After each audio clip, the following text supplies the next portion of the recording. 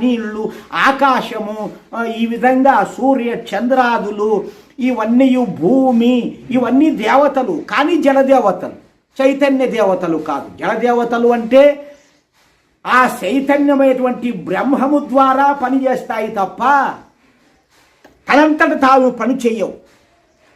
జీవుడు జీవుణ్ణి శరీరంలో ప్రవేశపెట్టాడు పరమాత్మ.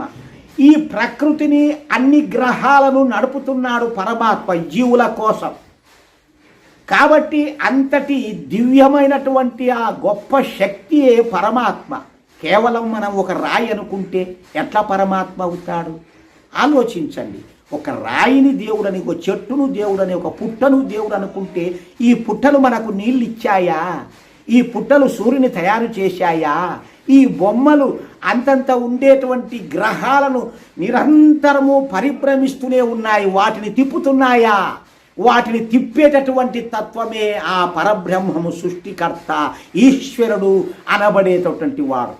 అటువంటి పరమాత్మను తెలుసుకొని అటువంటి పరమాత్మ చెప్పిన క్రియలను ఆచరించాలి. నీవు కేవలం టెంకాయలు, కోళ్ళు, మేకలు ఇవి కోసి కాదు, ఇవి చంపి కాదు. టెంకాయలు, నిమ్మకాయలకి ఏమీ రాదు. పూలు వేసి, పత్రాలు, ఆకులు, అలములు ఇవన్నీ పెట్టి గోవిందా దేవుడా గోవిందా అంటే ఏమీ రాదు. అంతా గోవిందే.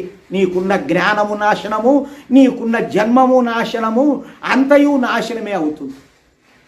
కాబట్టి ప్రతివారు కూడా తెలుసుకొని ఈ వేద మార్గములో మనకు దొరికేటటువంటి జ్ఞానాన్ని ఈ విధంగా మనము గ్రహించాలి అని ఋషులు చెబుతున్నారు. ఇంకా ఎన్నో ఉన్నాయి.